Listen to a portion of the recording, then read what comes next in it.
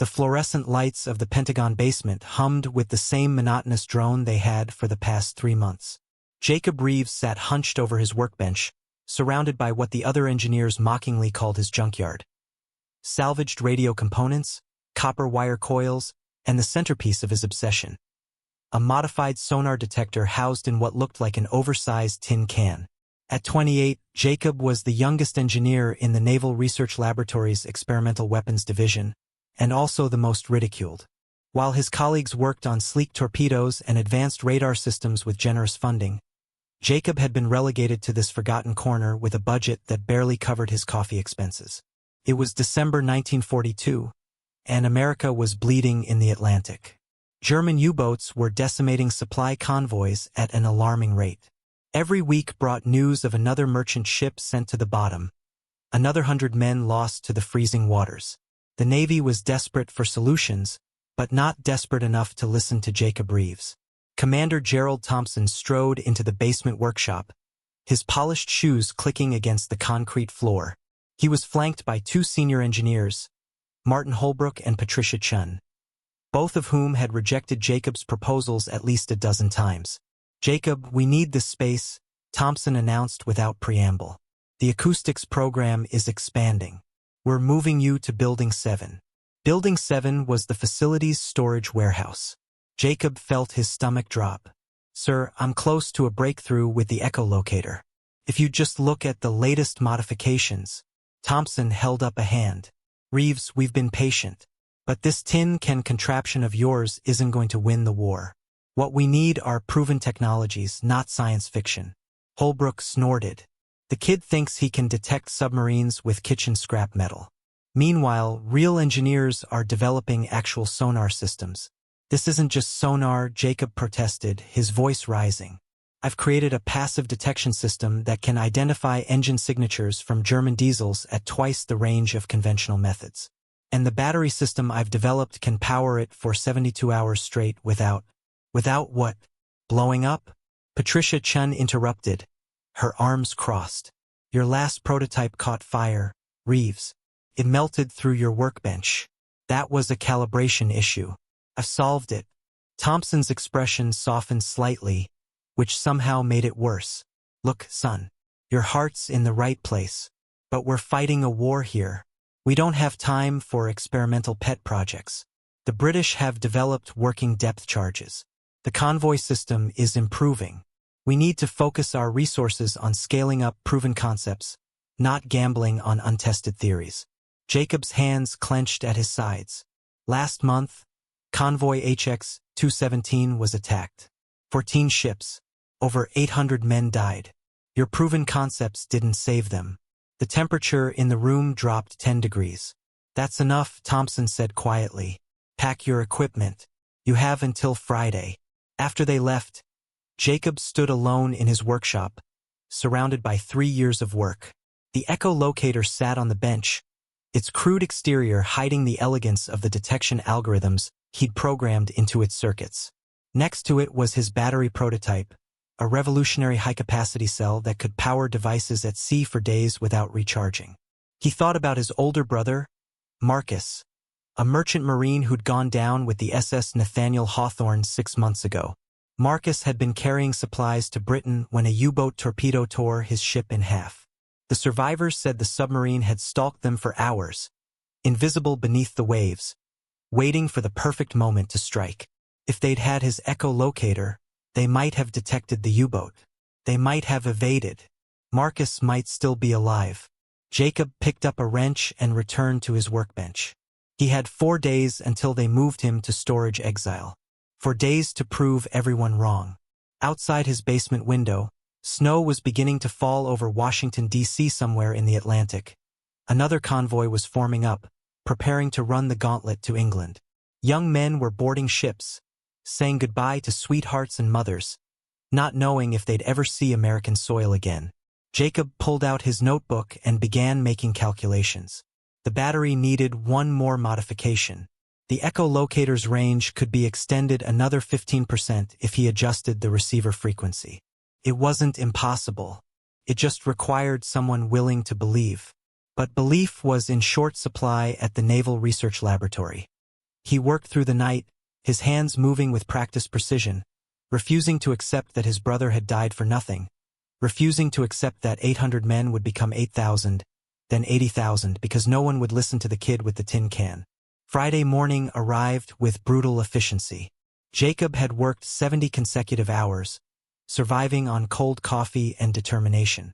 His echolocator was complete, refined, calibrated, ready for testing. The battery system hummed with stable power output that exceeded every projection. None of it mattered. 2 maintenance workers arrived at 8 a.m. sharp with empty crates and a forklift. Thompson had sent them to relocate Jacob's equipment to Building 7 immediately. No grace period. No final demonstration. Just get it done. The older worker muttered, already disconnecting Jacob's oscilloscope. Wait, please. I need to document the final settings. Just give me 10 minutes. We got orders, kid. Sorry. Jacob watched helplessly as 3 years of work was dismantled and packed away like Christmas decorations heading for the attic. The echolocator went into a crate marked miscellaneous electronics. His battery prototype was wrapped in old newspaper. By 9:30, his basement workshop stood empty except for oil stains on the concrete floor and holes in the walls where his equipment had been mounted. Jacob walked through the Pentagon corridors in a daze. He passed laboratories buzzing with activity, engineers clustered around blueprints, secretaries rushing classified documents between offices. The war machine ground forward without him. He found himself outside Thompson's office. Through the glass door, he could see the commander on the phone, laughing at something. Holbrook was there too, pointing at a schematic on the wall. Jacob's hand went to the door handle, then stopped. What was the point? He'd already made his case 100 times. They'd made their decision. In their eyes, he was the delusional kid who couldn't accept reality, who thought he could outsmart German naval engineering with scrap metal and stubbornness. He turned away and headed for the exit. The December cold hit him like a slap. Snow covered the Pentagon grounds in a clean white blanket that would turn to gray slush by afternoon.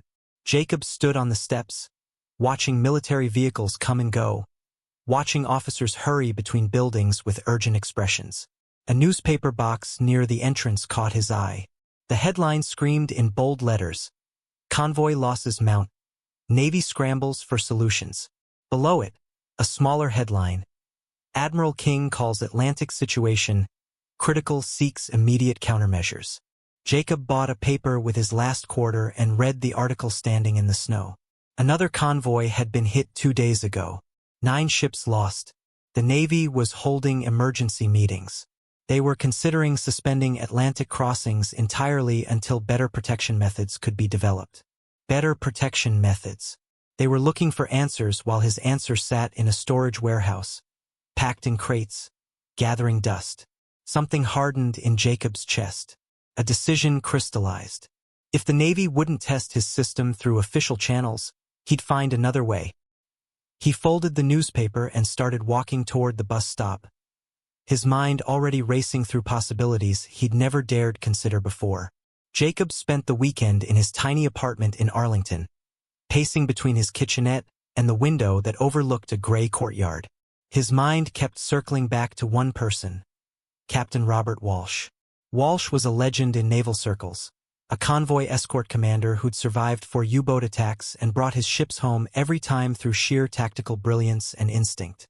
More importantly, Walsh was known for being unconventional. He'd earned 3 reprimands for ignoring protocol when he thought he had a better approach. If anyone would listen, it would be Walsh. The problem was getting to him. Walsh was currently stationed at the Brooklyn Naval Yard, preparing for another Atlantic run. Jacob had no authorization, no appointment, no credentials that would get him past the front gate. But he had desperation, and sometimes that was enough. Monday morning, Jacob called in sick to work. Then he withdrew his entire savings, $243, from the bank, bought a train ticket to New York, and broke into Building 7 over his lunch hour to retrieve his equipment. The lock was pathetic.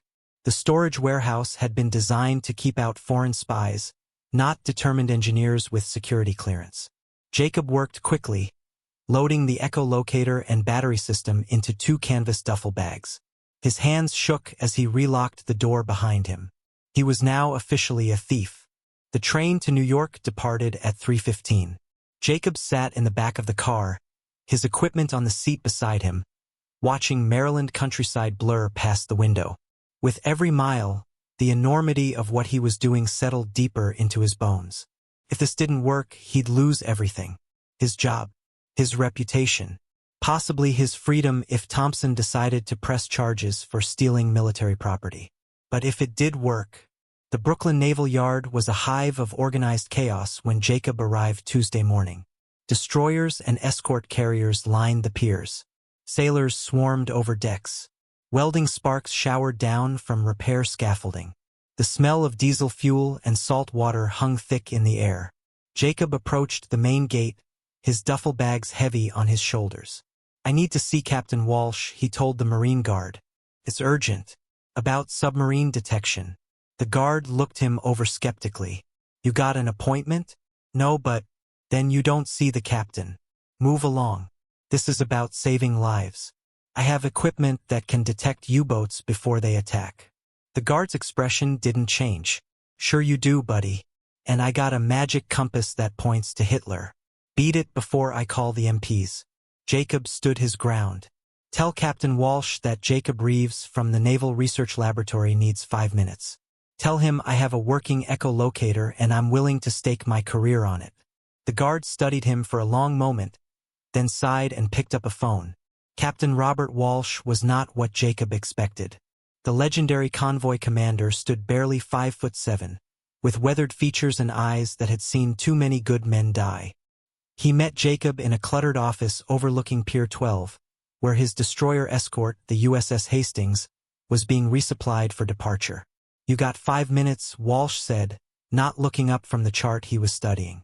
"Make it count."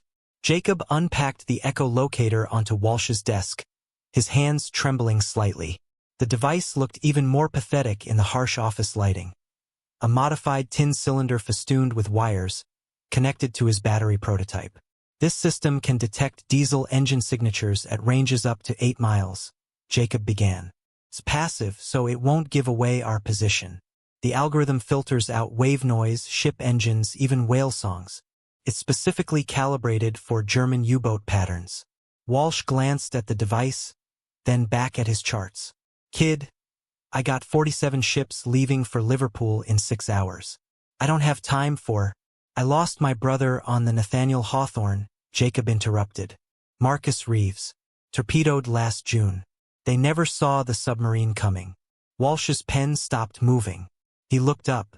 "I read the report on that convoy," Walsh said quietly. "HX 193. 3 ships lost. The U-boat shadowed them for 8 hours before attacking." His expression darkened. "I'm sorry about your brother." Jacob pushed the echolocator forward. "Then let me help you save someone else's brother." Walsh studied Jacob for a long moment, then stood and walked to his window. The Hastings sat below, sailors scrambling across her deck. Beyond her, dozens of merchant ships waited, floating coffins preparing for their Atlantic crossing. "The Navy rejected this?" Walsh asked. "They called it a tin can contraption. Said I was wasting resources on science fiction." Walsh turned back. "And you stole it and came here anyway?" Jacob nodded. Walsh laughed. A short, sharp bark of sound. "You got guts, Reeves. Stupid guts, but guts." He returned to his desk and picked up the echolocator, examining it more closely. "This battery system, how long can it run?" 72 hours continuous operation. Maybe 90 if we're conservative with power. "And you've tested this?" "In the lab, yes. It detected simulated signatures perfectly. But I haven't had access to real conditions or..." "So you're asking me to bet 47 ships and 3,000 lives on untested equipment built in a basement?" Jacob met his eyes. "I'm asking you to give innovation a chance before more men die like my brother did. Blind. Helpless. Waiting for a torpedo they never saw coming." Walsh was silent for a long moment. Then he picked up his phone. "Daniels? Delay departure 2 hours. I need the Hastings rigged for special equipment." He looked at Jacob. "You're coming with us, Reeves. We test this thing on the actual run. If it works, you're a hero. If it fails, we both get court-martialed. Deal? Jacob's heart hammered. Deal.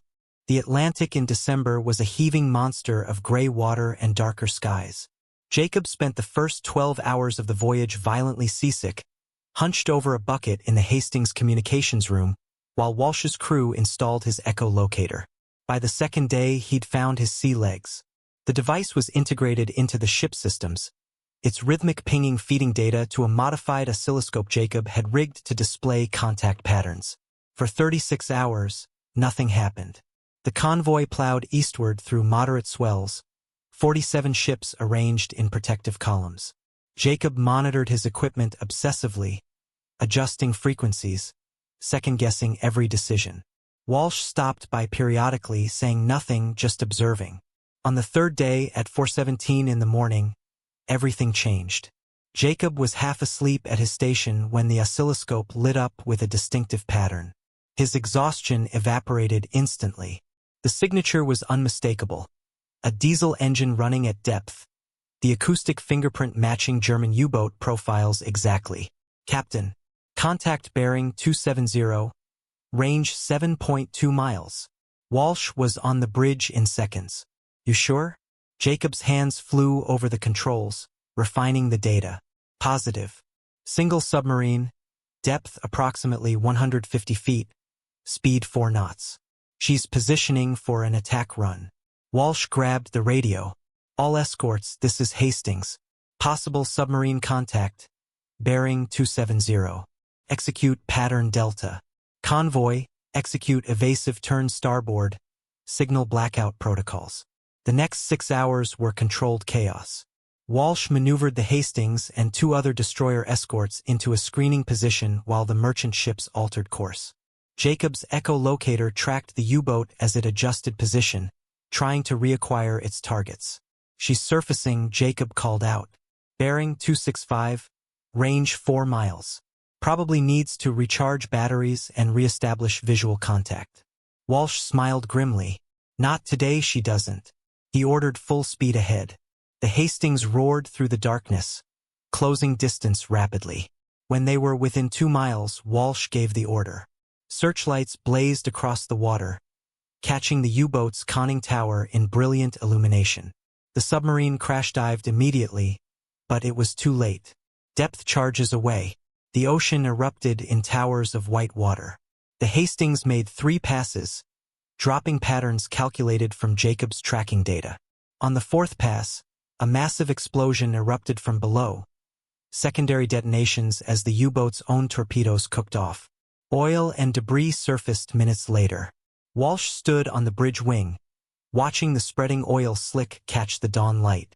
47 ships steaming safely eastward behind them. 3,000 men who would see England, who would eventually see home. He turned to Jacob. That's one. Your brother would be proud. Jacob couldn't speak. His throat was too tight. Over the next 11 days, the echolocator detected 5 more U-boats. Walsh's tactical brilliance combined with Jacob's technology created a lethal combination. They sank 2 submarines, damaged 2 others severely enough to force them to withdraw, and drove the remaining 2 away from the convoy entirely. 0 ships lost. 0 men killed. When the Hastings returned to Brooklyn Naval Yard in January 1943, Jacob expected to be arrested. Instead, he found Admiral Ernest King waiting on the pier. The reception was tense at first. Thompson was there too, his face red with barely controlled fury at Jacob's insubordination. But Walsh's after-action report was undeniable. 6 U-boat contacts, 6 successful engagements, 0 convoy losses. The numbers spoke louder than protocol violations. Admiral King read the report in silence, then looked at Jacob. You disobeyed direct orders. You stole military equipment. You conducted unauthorized field operations. Yes, sir, Jacob replied quietly. King's expression didn't change. And you saved 3,000 lives doing it. He turned to Thompson. Commander, I'm reassigning Reeves to Special Projects Division with full funding and laboratory priority. His echolocator goes into immediate production. I want 50 units operational within 3 months. Thompson's jaw tightened, but he nodded. Yes, sir. King looked back at Jacob. Don't ever pull a stunt like this again, Reeves. Next time, the results might not save you. But there was the ghost of a smile at the corner of the Admiral's mouth. By June 1943, Jacob's Echo Locator system, officially designated the IN/SQS-4 submarine detection array, was being installed on destroyer escorts across the Atlantic Fleet. His battery technology was adapted for multiple applications, powering everything from field radios to emergency beacons. The impact was immediate and devastating to German U-boat operations. Allied convoy losses dropped by 68% within 4 months. U-boat commanders reported increasing difficulty maintaining attack positions. The hunters had become the hunted. Jacob was promoted to lieutenant and given command of a 20-person research team. Patricia Chen, surprisingly, requested transfer to his division. She became his second-in-command and one of his closest collaborators. "I was wrong about you," she told him one evening in their expanded laboratory. "We all were." "You weren't wrong to be skeptical," Jacob replied. "You were wrong to stop listening." By war's end, systems based on Jacob's designs had contributed to the destruction or capture of 43 German U-boats. The exact number of lives saved was incalculable. Tens of thousands of sailors who made it home, cargo ships that delivered their supplies, families that stayed intact. In 1947, Jacob received the Navy Distinguished Service Medal. Captain Walsh attended the ceremony, now promoted to Rear Admiral. They'd remained close friends, two unconventional thinkers who'd refused to accept the word impossible. The citation mentioned innovation, courage, and dedication to duty. It didn't mention the 3 years in a basement workshop, the mockery, the rejection, or the desperate train ride to Brooklyn with stolen equipment. But Jacob remembered. Every time he visited Marcus's grave in Arlington Cemetery, he remembered. On his last visit before moving to California to teach at the Naval Postgraduate School, Jacob placed his medal at the base of his brother's headstone. "You gave me a reason to keep fighting," he said quietly. "When no one believed, you still did." The wind carried his words away across rows of white markers, each one representing someone who'd fought their own battles, someone who'd refused to give up.